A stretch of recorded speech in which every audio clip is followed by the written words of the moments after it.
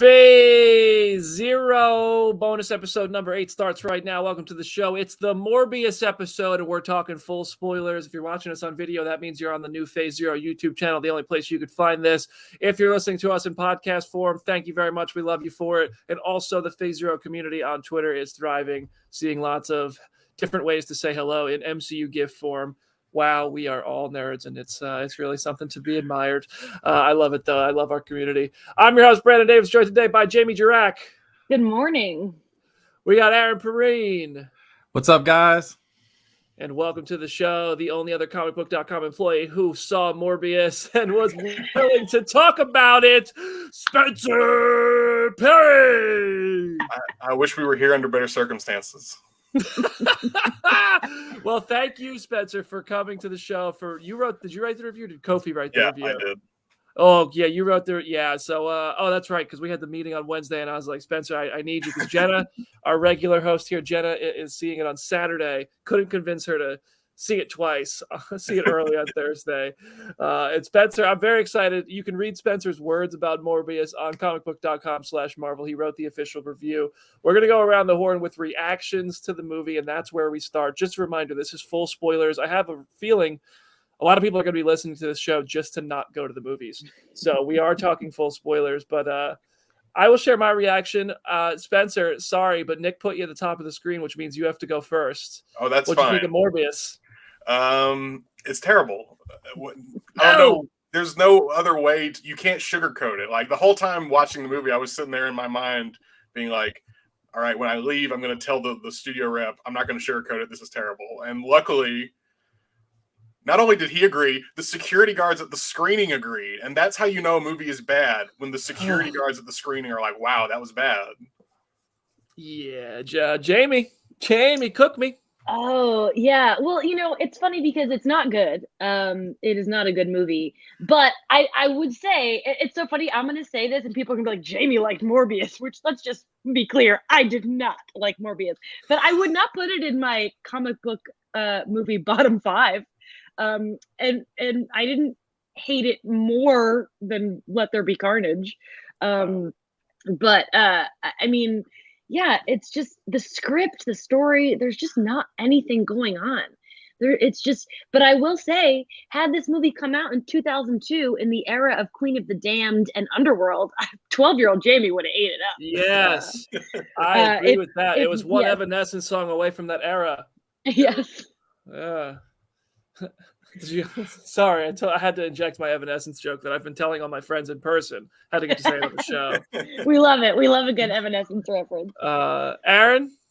It's funny that you should bring up Underworld, because that's exactly what Ariel said as we were driving home. She's like, she's like, this is like FX, USA, 4 p.m., leading into NBA games when I was in college, and that's what we used to do. But the genre has progressed so far since then that it's like, wow, okay, well, that was something. I mean, it's not like I think it reminds me of when I read all the reviews for Batman v Superman: Dawn of Justice, and I steeled myself. I think I bought a 48-ounce beer to roll into Dawn of Justice to prepare myself, and then it was only I didn't really like that. It wasn't the worst movie I ever seen. It was people are talking about it was The Room.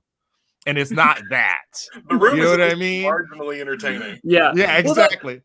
Yeah, I mean, I'm in that boat. I don't think Morbius was good. There are parts of it that I kind of enjoyed. I don't think it's the worst movie. It's getting dunked on. It's getting mocked and insulted on Twitter and in reviews. I don't think it's good, but I also don't think it's the worst movie I've ever seen by any stretch. I think it's just below mid. It's better than Venom: Let There Be Carnage. I don't care what anybody says. I know people like those Venom movies. I'm not a fan of them. Even less so Let There Be Carnage. After those movies have now aged in my mind, they're milk, and they're sitting out in the sun to me. I just can't enjoy those films, and I just think Morbius is better than Let There Be Carnage. So I think it was the most misleading marketing campaign ever, which is so strange, and we're going to talk about that. I just can't. That to me is so strange, and that feels like maybe once upon a time the marketing campaign was accurate, and we might have a Snyder Cut ordeal here. It's in some fashion where the movie changed so much and it became a pile of blood bags. But ultimately, I think the movie's forgettable. I don't think it's offensively bad. but I think people are just dunking on it because it's a big movie that you can get retweets for hating, and that's fine. But it's just not good. It's just like I never want to see it again unless it's like literally for research purposes. Like that's the only reason I would watch it again is to go find Easter eggs or figure out what's coming. But yeah, we are going to go around here. I'm gonna make everybody do this, myself included. We all have to say one nice thing about Morbius. All right, and Jamie, you know the drill. You're at the top. Tell us one thing you liked about Morbius. You can list more than one if you have more than one. Yeah, We all got I to say got it. something nice. While I don't necessarily think this is a praise of Jared Leto's performance, but as someone who like deeply hates his Joker and who deeply disliked House of Gucci, it is the least offensive I have found Jared Leto in a long time. I feel like he kind of was born to play a sickly vampire. So I did not spend this movie like I spent his last couple movies wanting to rip my hair out watching his performance. So my nice thing about this movie is that I don't think Jared Leto was poorly cast. Yeah, is that nice? I agree with you, and I think that is sentiment. Spencer, say something nice about Morbius. The movie wastes no time making him a vampire. Like there is a version of this movie that could have existed where it takes 80 minutes for him to become a vampire, and he's a vampire within 30 minutes. But if it was a Disney Plus show. Sure, yeah. But that leads to one of the funniest things about the movie to me, which is they make this whole big deal about they have to go out into international waters because the experiment is illegal, and it's just him and his associate, and then there's 4 or 5, 6 guys on the ship. And when they start the experiment, one of them comes down and he brings a gun with him for no reason. There's no reason for any of these men to have guns. No, we're saying something nice, Spencer. We're saying something nice. I'm just saying that struck me as so hilarious that there's a whole action scene that only exists because an action scene needs to happen because now he is a vampire. But that's another part of it is in that action scene, he slashes a guy's throat and blood spatters on the camera lens. And I thought that was kind of funny. There you go. All right. Look at that. The Grinch's heart grew 3 times bigger. Spencer's like one of the nicest people in the world too. So if he's ripping on a movie, I believe him. All right, we got Aaron. You're next to say something nice about Morbius. I got a couple things. There are bright spots, and even in like the weirdest circumstances. First of all, Matt Smith unleashed. He just going for it, and I'm like, oh, this is so fun. Like, he strolled onto the scene, and Ariel's like, oh, look, it's the doctor, and he's a crazy person. And I'm like, yeah, they're just letting him do whatever he wants to do. He gets to wear a bunch of fancy suits, delightful costume design on all of Matt Smith's stuff, and his bizarre apartment, his bizarre nouveau riche apartment. So good job by the costume designers there. I think also that there is like a sort of like Jamie said, this is the best, like I guess if I have a favorite Jared Leto performance after Dallas Buyers Club, it's like this. Which, so I was like really surprised. I was like, oh, and their interplay works really well too with him and Matt Smith, like just banging on each other. It does kind of work in like a weird sort of way. And I like how they realize his powers, like the CG stuff. Even though I don't know what the eternal logic of it is, I'm like, man, if you gave this to a thing where he was fighting Spider-Man with all the weird smoke and stuff, it would look visually arresting. I think you would need to define a little bit more of it, like in some ways, but it did. It's the same thing I always have. I'm like, how are you going to make this look cool? Because he's just a vampire. He's just flying around. Like, how are you going to like spice it up for people? You need to spice it up for people. So that worked. And then finally, Kevin Feige, who is the actor that plays Tyrese's partner? Al Madrigal. Oh, yeah. Bring him, have him be an MCU and just don't mention anything else. Like, just have him in there because he was really silly. He got a lot of laughs in our screening, so he can stay. He could be in the Man in the Chair series along with like Kat Dennings and like Wong and Ned. He could be there. He would stick around. Wong, when stuff gets crazy, Wong's just like, y'all crazy, I'm out. Every single time. All right, I wanted to point out, I thought that there was a sequence in this film that was like the hallway scene where the lights kept changing, and it was very horror vibe-ish. And Moon Knight's first episode actually did the same thing, the same filmmaking trick, where every time this monster gets closer, the light changes because it was a light sensor in Morbius, and Moon Knight, it was just a faulty hallway because Khonshu was closing in. But I thought that was a really cool sequence. I think Daniel Espinosa was not the problem. He directed this film. I think he came up like with the coolest visual way to tell a Morbius story. I think this story was just a mess. Like, I just think the story was old. Like, it just was so simple. All right, two friends, one goes good, one goes bad. And it just gets messy from there. All of a sudden, he's controlling all the bats. It is completely undefined what these powers are. And like the sequence of him learning his powers and the ones that we can get like a grip on the parameters of how they work and how far they go, that was cool. But then all of a sudden, he's being swept off a rooftop by the wind, and he can stop himself. I don't know. It was all just kind of mess. But yeah, I like the horror vibes. I like the action sequences, and I think the performances were good. I thought Audrey Arjona did a good job as Martine Bancroft. I thought Matt Smith did an excellent job as Milo / Lucius, which felt like Lucius was added in the same way the name Victor was added into Fantastic Four because they realized we need to name this guy after a Marvel character, but call him Milo for the rest of the film. The Milo thing was really weird. Like the fact that he's like, I'm gonna start nicknaming you after all the dead kids who came before you, and then it stuck, and everyone called him Milo, including the doctor and himself. And I just is that a comics? That did not sit with me. That's not a comics thing. To me, the comics thing is this is tinfoil hat. This isn't like insider info. I always feel like I have to clarify that when I drop a theory like this. But I truly believe they filmed a movie calling Matt Smith's character Milo, and then somebody, whether it was Avi Arad or a Sony executive or somebody, was just like, you got to name him after the comics. And so they found a way to add those flashback sequences and name him Milo after the first kid who died next to Michael Morbius. But his name was actually Lucius, who is Hunger, who follows kind of the story that we saw from this Milo in the comics. Hunger gets more powerful by drinking more blood and consuming more power. He gets more power. But like Hunger actually gets his power from like energy. Like he tries to blow up a power generator, and like all Colin the Robinson. I don't know. Well, I mean, couldn't they have come up with a better bad guy name? Because like Milo is just like the tamest, most Francis. Yeah, it's like ridiculous how Deadpool many would times mock they say it. Milo in this movie. Yeah, it seemed very clear that they were. It seemed to me like that's a situation that Fantastic Four ran into when they named him Victor Domashev, and then it was like, well, that's stupid. Put in a reshoot where on a piece of paper it says Victor Von Doom, but we'll just call him Domashev because we already shot the whole movie that way. So that's what I feel like happened. But yeah, that whole thing was weird. The kid dying. I also I don't know. When Jared Leto and Matt Smith were playing people with disabilities using the crutches walking down the sidewalk streets, I was like, is this offensive? This feels kind of weird.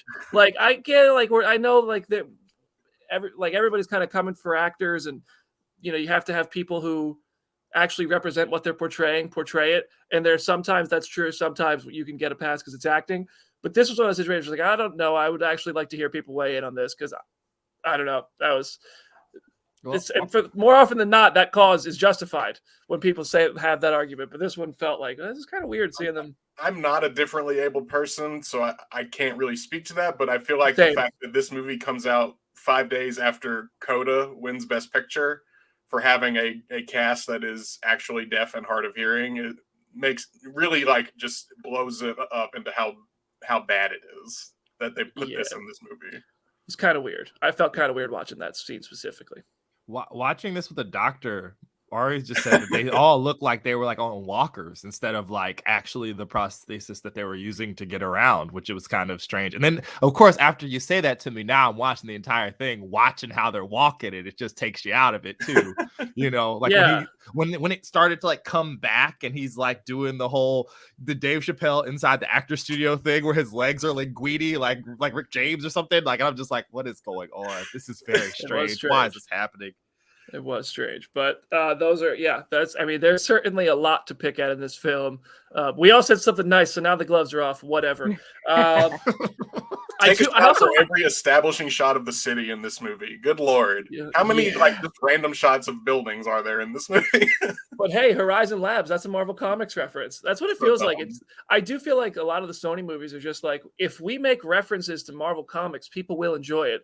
Yep. And I don't know, people enjoy the Venom movies. They make a bunch of money, so they got a sequel. Morbius has made money on Thursday night. I think it's going to make big money this weekend, but I don't know. Week 2 might be a difference, so we'll see. How were your But- theaters? Because mine was not. Mine was like, I would say 20% full. It was not packed. I mean, I saw it at a preview screening, but I think there Yeah. were only, a press screening, so I think there were only 10 people. Oh, But even then, it was like there were crickets in the theater because no one was reacting to anything. It was a nice throwback to a different era of cinema going because everybody felt like they could just say whatever they wanted during this thing. Like there were multiple moments where stuff wasn't funny, but we laughed at it, or people were like, "No, what?" Like I heard a guy go, "What? No!" in the background, 4 rows behind me, and I was like, "Man, we are back in 2005. I don't know how this happened. This is great." Yeah, it felt like Ang Lee's Hulk in a lot of ways, Yeah. like that sort of origin. Don't besmirch that movie by comparing it to this. Come on. yeah. You cannot like Hulk is better. When I was in 4th grade, I loved Ang Lee's Hulk. Okay, so if this came You should out, rewatch it. It's still really good. I just revisited it and I didn't hate it. at 20 years from now, nobody's gonna hate Morbius. Because no one will remember it came out. I want to go back Criterion to Spencer's collection point. Morbius coming up. Spencer pointed out that like the guys on the ship had guns, and I want to point out that every single person who died in this movie that wasn't a cop, which in like today's film culture, I feel like cops are just like they're expendable, whatever. But also, like the guys who came down, the guys who were like the anti-pirate security guards, I guess, they had to come in and make like a snarky, misogynistic comment because they were about to die.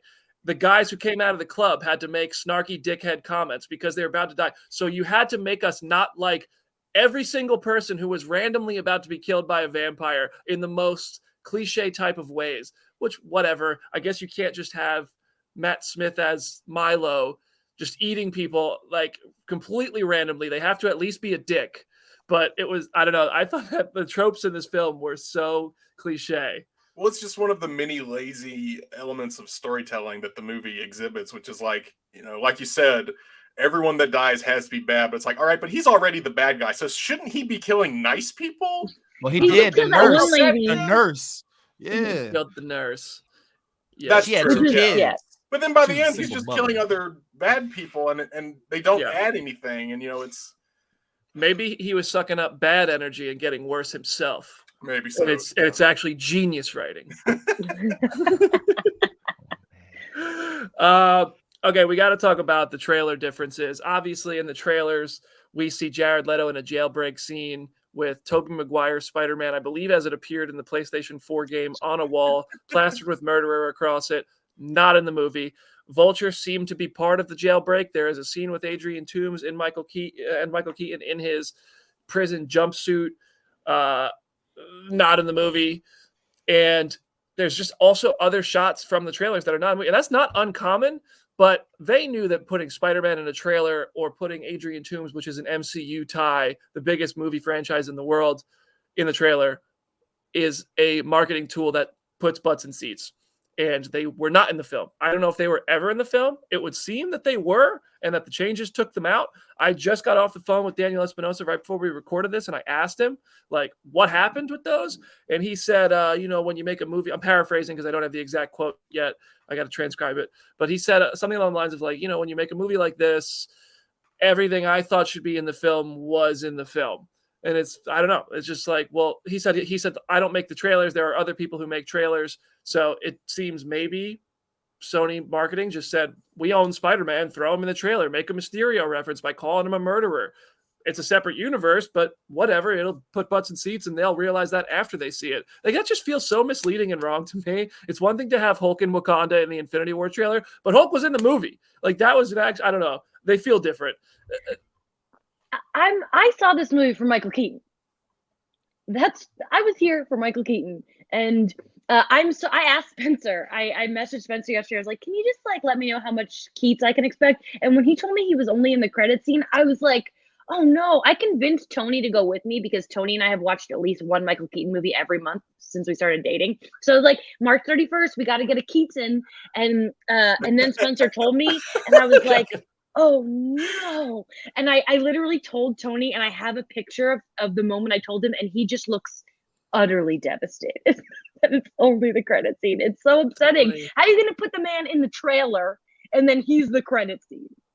Well, not only that, but I went back and rewatched what they dubbed Morbius final trailer, which was released about 5 weeks ago. Sure. And it is full of stuff that is not in the movie at all. Not only just Keaton stuff, but like stuff of him, of Leto in character that is just, it's not in the movie. I want to know what happened to this. I just want to know the truth. It seems like we were sort of alluding to before, a Fantastic Four 2015, a New Mutants situation of they had this movie, they realized it stunk, maybe COVID hit and they couldn't do a lot of reshoots, and so they just had to put out what they had. I asked Espinosa as well. I said, was there ever going to be a Spider-Man in this movie? And he told me they started making this while they didn't know if there was going to be another Spider-Man, when Marvel and Disney and Sony were on like fallout terms. So that's when they started this movie. I personally think that this was going to be one of those MCU adjacent. We're not saying it's not the MCU, even if Disney doesn't embrace it. We're just acting like it is because we can legally do that kind of technically and only reference our own characters. And then the deal got reworked and Spider-Man No Way Home was a massive success, and they got confidence in building their own universe and reworked the MCU adjacent stuff to just say, okay, this is outright our universe, and let's cut all the other stuff. Like, it feels like we cut the jailbreak scene, reshot something with Michael Keaton for the post credits, and this is where we landed, and added the Milo stuff too. And that's all tinfoil hat. I don't know. I think maybe one day we'll find out. Like, yeah, I always have to put the disclaimer because, like, I know that could end up a story somewhere or tweet somewhere if we say it, and I appreciate that everybody trusts me. That's why I want to clarify. We're just adding stuff to BD's conspiracy board of other weird Marvel mysteries. This is a very small corner of it, but it belongs over there too, because it does absolutely feel like there were at least 2 different versions of this script, maybe 3. Like, there's a lot of change that goes along with it. I know you just got done, or you're filming that whole thing about how the post-credit scenes function and how that just absolutely is like what Spencer. Let's talk about the post-credit scenes. Okay. They don't make any sense. No. They don't make any sense. So I just filmed a video on this. It's going to be on the Phase Zero YouTube channel shortly after this video is published, where I go into it in short detail. This is where we're going to go into it in long detail. This doesn't make sense. Spider-Man No Way Home had characters from other universes come to the MCU if they knew that Peter Parker was Spider-Man. Okay, we'll go with that. That's the rules that you're establishing here. Venom came in. We're all like, wait, what, why? Okay, we can justify that in something you don't tell us, but the comics do. Venom has a hive mind. We can make that stretch and say it's a multiverse thing where one Venom, one symbiote knows Peter Parker is Spider-Man. You can even say it's Topher Grace, whatever. And that's why he came to the MCU. Spider-Man No Way Home happens. Doctor Strange casts a spell that makes everyone forget that Peter Parker is Spider-Man. And everyone from the other universes goes back to their universes. So all the villains are gone. Venom goes back. Doc Ock goes back. Electro goes back. Toby and Andrew go back to their universes. Why does Adrian Toomes leave the Marvel Cinematic Universe? Does Happy Hogan leave the Marvel Cinematic Universe? Doctor Strange, Peter Quill, Mantis, Drax, everyone who ever met Peter Parker and knew that he was Spider-Man? Do we have another Thanos snap situation where people are just disappearing from the universe and they're like, that's like, now in the MCU, you can only presume, and I don't think we'll ever see this because it's best if they just don't address it. Does somebody just walk into the jail cell and see that he's gone and like figure like Adrian Toomes is missing? It doesn't make sense for him to go there. Even less sense is that he has a vulture suit. Daniel Espinosa said in the Twitter thread on Cinema Blend that it's a different vulture suit because he can't, because that vulture suit is made of Chitauri tech, which didn't happen. The Battle of New York that provided the Chitauri tech did not happen in this other universe. So somehow Adrian Toomes got out of prison, or he got out of prison because he's not a criminal in this universe. And then he had the friends to make a new vulture suit immediately and meet up with Morbius and seemingly form a Sinister Six. Can anybody make this make sense? Jamie, you're the homecoming person here. Mm-hmm. Was Liz? She was a senior, right? She wasn't from some other school. She was just in the MCU the entire time, like they had known her or whatever. Well, they moved to Oklahoma. They moved to Oklahoma. Or something. Yeah, or like Oregon or an O state. The mom and because he didn't want them there for the trial. So they left. So it's unclear if like she was snapped or anything, because it wasn't that she graduated; it's that she moved. Oregon is in the Sony universe. Any O state, you know. I mean, like, is Adrian originally from a different universe? Is that like how they're set? That's the only way it can make sense, but that would be stupid. Oregon is in the Sony universe. He was just like a normal Joe trying to like it's like my brain hurts. They just did Keith so dirty. Yeah, they finally found a way to do something that makes less sense than the 8 years later title card at the start of Spider-Man Homecoming. Oh man, oh no. That man, like, what a dumb mistake to make. But also, isn't this the like third time that Sony has tried to do a post-credit scene that implied the Sinister Six was on the way? Because like, even though Amazing Spider-Man 2 is a separate franchise in its own universe, they ended that movie with a Sinister Six tease. They ended Homecoming with a Sinister Six tease, and now they're ending Morbius with a Sinister Six tease. You're talking about 3 different universes where Sony wants to do the Sinister Six, and they have never been able to do it, and it's not going to happen. I'll put it, clip it right now. It's not going to happen.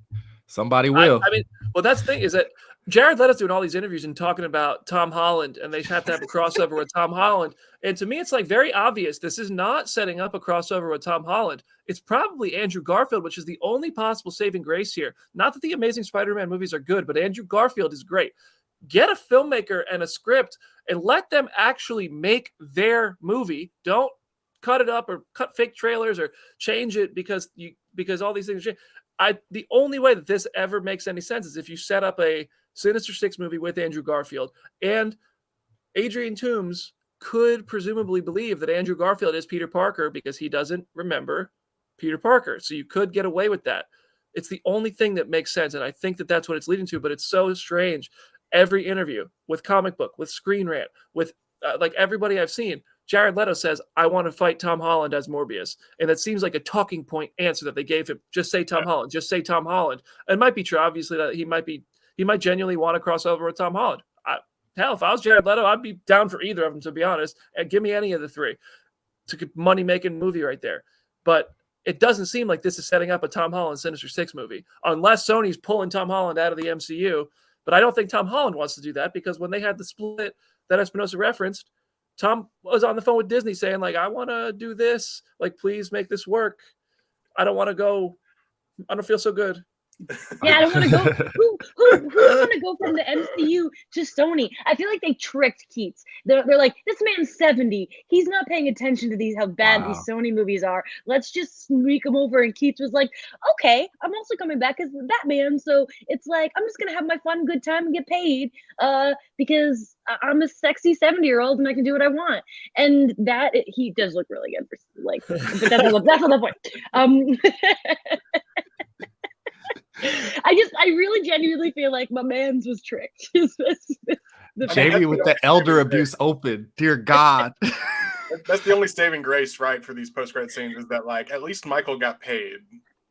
Not Michael Morbius, Yeah. I don't know. It just doesn't. And the reshoot, like the credit scenes, just feel like the obvious reshoot. Like that scene in the desert felt like a Porsche commercial. Oh, for sure, yeah. And also, Leto clearly wasn't talking to anyone when he like, I don't remember what his line is, except for he's like, oh, that sounds interesting, or count me in, or whatever. But it's like he's clearly not even looking at a person when he says this line. It's for someone that's won an Academy Award, he's not good at acting in this movie, especially in the post-credit scene. I mean, it just feels like they threw that together, and then also obviously Vulture was CGI'd, and Michael Keaton was never on set for that. Yeah, like the ADR in that just felt like rushed. I don't know. It just felt like I don't know. You have a standard, you have an expectation for these things, and then it just seems like some of this movie was just cobbled together, and it had so long to do it. But it feels like at the last minute they made so many changes, and it suffered for it. And I hate saying that because I know people work hard on these things. Like, I'm not friends with Jared Leto. I'm not friends with the director, Daniel Espinosa, but they're people who take pride in this and have to wake up and read the reviews and read what people are saying about it. As somebody with like a minuscule little percentage of the followers that they have, it sucked reading people being dicks about you. So I can't imagine when it's professional people and colleagues and millions of people just being rude or being mean, like, but they have to be honest. So it's like, I don't root for these things to be bad. Y'all know I was rooting for this movie. Phase Zero audience has seen me week in and week out say these trailers are dope. I believe this movie could be good. And now I'm wrong. Well, you kept being like, we're gonna drag you. It's like I wanted you to be right too, because I agree. I didn't want this movie to be bad. I just knew in my heart of hearts it was going to be. So I did not have your optimism. But I respect it. I'm not gonna sit here and be like, "Ugh, you're an idiot," because you're just a positive dude who was hoping for the best, and I respect that. That's what the audience wants. The audience wants to see you cook my ass. I don't have it in me because like your minuscule fraction of Jared Leto's followers, I have minuscule followers of BD, and I sometimes get it, and I don't like it. I don't like when people are mean to me. Who does?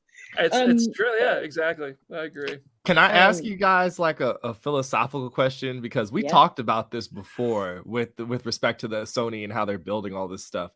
Does anybody else feel like this seems like we're heading for another walk before you can like run before you can walk thing, or like fly before you can walk thing, where wouldn't the rational decision be to just announce Amazing Spider-Man 3 or whatever you're going to call it, and then literally cup your hand to your ear like Hulk Hogan in 1986 as all the cheering from the internet rolls in, and then build it where you retell or do whatever you're going to do with him, and then address all this villain stuff? It feels like we're putting the cart before the horse again. It seems like we're doing the exact same thing. Like, did we just fall into a time portal ourselves? Did we get thrown back to our universes through the rooms of Kafka? Shoot. It feels a lot like what happened to Zack Snyder's movies. And I like Zack Snyder's DC movies. I like Man of Steel. I like Batman vs. Superman Ultimate Edition. I really, really like Zack Snyder's Justice League. Say what you will about it. I know, controversial take here. But I really like those films. And it seems he was making the movies he wanted to make, and he was the central person over there. And the studio had a different plan, obviously. And they cut and mashed and screwed up his movies. And I mean, I think a 4-hour movie was never going to be released in theaters anyway. So that's a different story. But I do think that seems to be the case. What has happened with Morbius, I feel like it may have happened with Venom, Let There Be Carnage.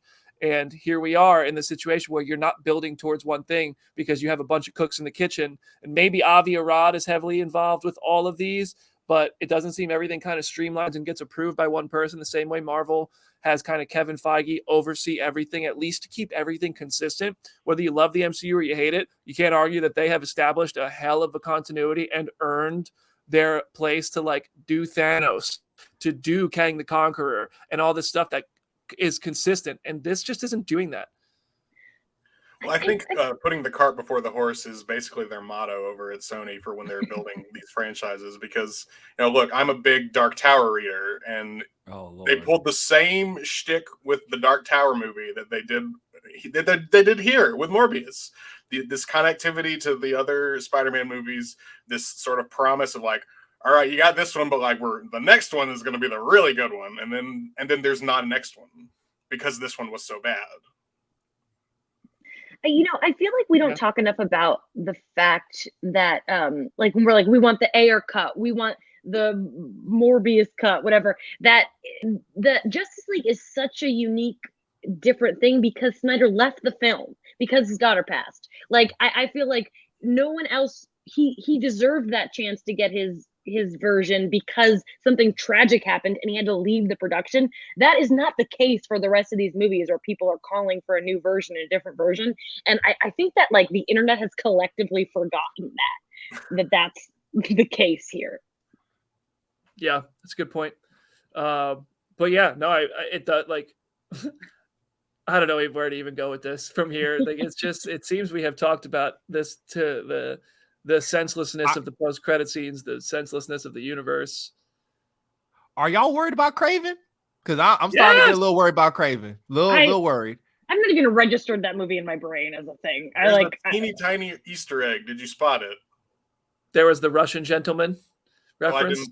No, that's not what I saw. I saw someone was reading a newspaper, and at the top of the newspaper it said, "The Chameleon's Big Escape," and it had a photo of the jail. Mm. So yeah, and Black Cat was in the corner too, right? Like, will that even play into Morbius at all, or is that just them being like, we own Chameleon, put Chameleon on some of the production design somewhere? I mean, that's what I think happens. I don't think they. Sure. I think that, like, I mean, here's the thing: we give Marvel Studios a lot of credit when Iron Man 2 said like Project Exodus, Pegasus, and Goliath.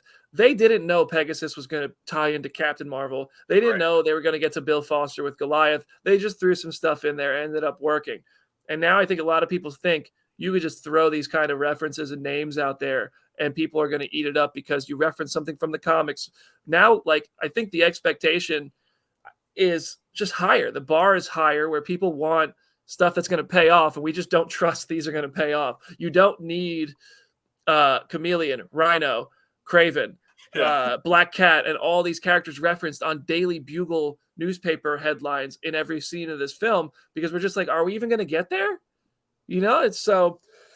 But if it's interesting because on the flip side, if that was in the Marvel Cinematic Universe and Marvel Studios made that, and we saw like Namor's pissed off over an earthquake, everybody's like, "Oh, they did the thing! They're doing the thing!" So it is interesting. But I think it's just that they've earned a bit of trust that the Spider-Man universe that Sony's delivering has not. But I don't know, maybe 20 years from now. But that's sort of the problem with a movie specifically like Morbius, is that, you know, at its core, it's coming from almost a deeply cynical point of view from the studio where they're like, if we put these things in there, the fans will like it. But that's the only thing they think about is like, fans like the window dressing, so give them window dressing. But you need more than window dressing. You need a store inside the window that is worth shopping at. You got a business opportunity there, Spencer. Why don't you corner the market, get in early? Just windows. That's it. That's right. Yeah. It's like the Universal Studios, like downtown area, or inside. Where, as a kid, I was like, why can't I go inside of there? Spencer with the big brain on today's show. I love it. Well, I think that's all. I want to say one thing because it was my favorite / least favorite line of the movie. I cackled, and when he goes, "I'm hungry. You wouldn't like me when I'm hungry," and I'm like, I know what you did just then, and it wasn't funny. There was also the School for Gifted Children, and I was like, "You sons of guns! Thought you were slick. You thought we wouldn't notice, but we did." Well, and then the bit when he's like, for some reason, he encounters a counterfeiting ring and somehow retrofits it into a lab. But before that, he says to somebody, "I am Venom." And it's like, why would he know that Venom says that to other people? That was improvised. Leto ad-libbed that. Yeah. No, why is it in the movie? Yeah, it was. Because they don't care. They don't care. Plain and simple. I just think that they just don't care over there what makes sense. They just care what sells a few tickets. If they do a Sinister Six, it doesn't matter that it doesn't make sense. They're doing it. So this is just the we care a little bit less universe. And I don't think that applies to Jared Leto or Daniel Espinosa or Andy Serkis or Tom Hardy. I think it's the bottom line, the people who care about the bottom line dollars. But I think that's probably the difference in Morbius and the Venom movies is that at least Tom Hardy is like performing. He's like, even if you don't like it, he's like visually captivating because he's doing something. He's doing something weird with his body. He's doing a weird voice. He's getting tater tots thrown at him by an alien. That's why I love the first Venom. Jared Leto's not doing anything. He was drinking blood bags all day. What? He was drinking them like my nephew drinks apple squeezers. Somebody please tell me how much they spent on either electric blue Gatorade or electric blue Kool-Aid during the course of this movie and the set design production time. Please, someone let me know. Because it can't taste good either. You probably feel like John Cena eating on empanadas. It probably stinks after a while. I personally didn't have a big problem with Jared Leto's performance. Like, I thought it was fine. It didn't do anything that made it like memorable. There isn't this sense of like, oh, only Jared Leto could have done that. Wow. But It isn't like, well, he sucked. This was bad. I'm just like, I'm indifferent. I'm not going to remember it. I don't really care if I see Morbius again. If I do, cool. I hope it's better. I recommend having 3 drinks beforehand because that really boosted my experience. I'm absolutely going to do that. I had to sit in a movie theater completely by myself to watch this. I was like, can I at least bring my girlfriend? Like, it's just literally seeing a movie with anyone makes a movie better. And they were like, no, you're seeing it early, so you have to go by yourself. I was like, oh. Well, I saw it in IMAX, and the one good thing was they played the Spider-Verse 2 trailer before the movie. Yeah. So I got to see that in IMAX, and I was like, this is awesome. Nice. Amazing that those can be so good and come from the same studio. But this one just feels like it got chopped and screwed up by just a myriad of factors. And ultimately, they decided we want to do the Amazing Spider-Man 3 with Andrew Garfield and the Sinister Six. And this is our way to do it. And that's what it feels like to me. It's obviously not confirmed yet, but I think it's inevitable that they're trying to do that. Whether Andrew Garfield signs on, I think he's smart to just be like, well, let me see the script first. And let me see that that's what we're doing. And I think that's what's happening. As much as Jared Leto wants to say Tom Holland, I don't see this being a Tom Holland movie as a Morbius sequel, personally. And that's all I got to say about that. I'd be surprised if you ever saw Jared Leto as Morbius again. Yeah. Wow. I think Spencer might be right about that. Yeah, I could. Yeah, honestly, I can't say I think we will. I just think it all hinges on Andrew Garfield at this point, to be completely honest with you. And if you're Andrew Garfield and you see this 15% review score, do you do it? It's at 15 right now. It is not worse than Cats. I'm surprised it has 2 digits in its score. Well, that's the thing. I don't think this is like the worst movie. It's just very forgettable. Like, it's just, there's really so few things that are like particularly good or stand out that like it overall is not good, but I don't think it's the worst movie ever. Man. So is it the worst movie you've seen this year? Is it the worst movie I've seen this year? Hold on, let me check my list. Because even as bad as the new Texas Chainsaw is, I think it's worse than the new Texas Chainsaw. You love horror movies, though. Yeah, you love horror movies. Good one. Yeah. I don't know if it's much worse than the 355. Ooh, there's like a considerable gap for me Stan. for Morbius and then the movie above it. I haven't seen the 355 yet, but Morbius is at the bottom of my list, and like all the rest of them, I would say were pretty good. It's below Uncharted. It's below. Yeah. It's not I've watched worse movies this year. They just didn't come out this year. Like I watched Hannibal Rising. That was pretty bad. Jamie. Oof. Well, here we go. That's it. Morbius. We all loved it. Yeah. It's a movie. It has a beginning and an end. It does it. What if I'm imagining like a different universe where instead of like leaning into the Spider-Man-ness, they just let him be like a vampire and had it be like a vampire movie from the similar era, and then just stunt cast like other people. And by other people, I mean like very, very skinny white dudes with stringy hair to like be the other vampires in it. It would be a much better thing. You stunt cast, you just give Robert Pattinson all the money in the world. You give Timothée Chalamet all the money in the world and have them bicker amongst themselves and Flora ruffled shirts. And boom, we're having a different discussion right now instead of trying to do all what you're describing is what we do in the shadows. And yeah. They already do that. Absolutely. What's wrong with that? We'll just go watch that. It's on Hulu right now. Go watch that. Wow. Please do. Well, everybody, please let us know your thoughts on Morbius. Drop them in the Phase Zero Twitter community. Hit us up on Twitter. Leave them in the YouTube comment section. Thank you so much for joining us. And if we saved you money on a ticket through this, you're welcome. Jamie, any parting words for today's show? Yeah, 2 quick plugs. As soon as I hang up on this podcast, I'm heading over to Anaheim to WonderCon. So if you're listening to this today, when we recorded it, come say hi to me at WonderCon. I'm doing socials for Comic Book. Also, it's April 1st. Charlie Ridgely and I are starting Cage Month. Every day this month, we are watching a different Nick Cage movie. Today is Valley Girl. Join us. We started our own community. I'm going to plug it in the Phase Zero community so you can find it. We are doing 2 watch parties.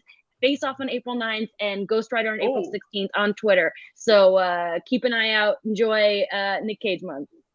Unbearable Weight is upon us. I can't wait for everybody to see that movie. That might be I think it's my number 2 of the year so far. Spencer. Well, parting words. Like Jamie said, it's April 1st, so everything we just said, April Fools. Morbius is actually the best picture front runner. Jared Leto is going to win both Academy Awards. No, I don't know.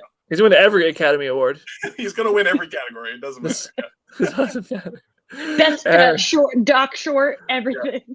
Morbius, all of them. All of them. I'm at Some Lake Corner on Twitter. This has been really delightful. I would say shout out to Tyrese, who we did not mention this entire time, and probably be what a waste of Tyrese. Stoic, generic FBI agent, imaginable. But he just found out he's in the movie. Oh man! Was just the first photos of him in a misty forest set? Is that even not in the movie? Not in the movie. It's not in the. Oh, you watched the trailer? That's a different movie. They should play the trailer before the movie so that we can everything that's not in it. Oh, I just want to also say, shout out to Spencer for joining. Yeah. Well, thanks, Yes. guys. Thanks for having me. much love to Spencer. We're gonna have to get you back on the show. Thank you so much for joining us, Jamie. Have a blast at WonderCon. Aaron, I don't know what you're doing this weekend. I hope it's fun. Whatever. I'm going to Jim Viscardi's birthday party tomorrow, so that's my weekend and WrestleMania. Hit me up if you want to talk more at Brandon Davis. That's our show. Subscribe to the YouTube channel. Bye.